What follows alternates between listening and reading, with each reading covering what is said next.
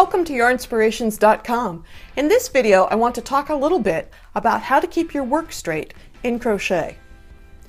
Honestly, the thing that you need to know to get started is this. In the pattern that you are making, in the stitch that you are working, does the turning chain count as a stitch or does it not? For anything taller than a single crochet, 9 times out of 10, the designer wants you to count the turning chain as a stitch. So for example, right here, I have a completed double crochet here. I'm working in double crochet rows, and I have that chain 3. Since my instructions told me that I was to count that chain 3 as a stitch, I'm going to put my next to last stitch in the double crochet that's there. And then I'm going to go ahead and put my last double crochet in the top of the beginning chain, in the top of the turning chain. And I like to go under the top 2 strands. There's 3 strands in a chain. I like to pick up 2, but if you prefer 1, that's okay.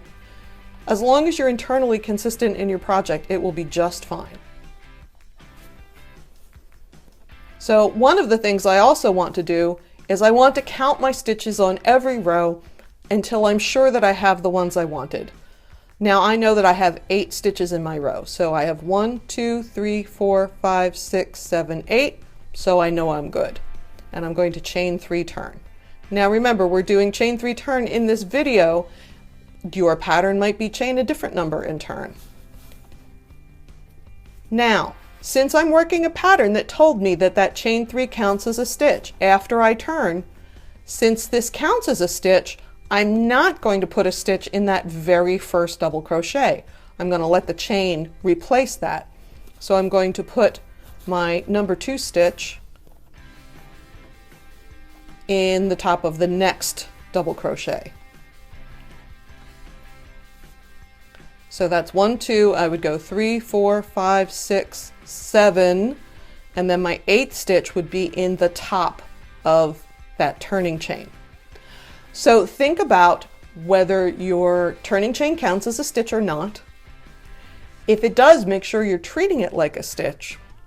And if after practicing for a while you're still having a hard time with your work getting more narrow, which means you're losing stitches, or getting wider, which means you're gaining stitches, try using a locking stitch marker or a piece of waste yarn at the top of that turning chain, and then you'll know that that's where that row ends when you get there. Thanks so much for joining us.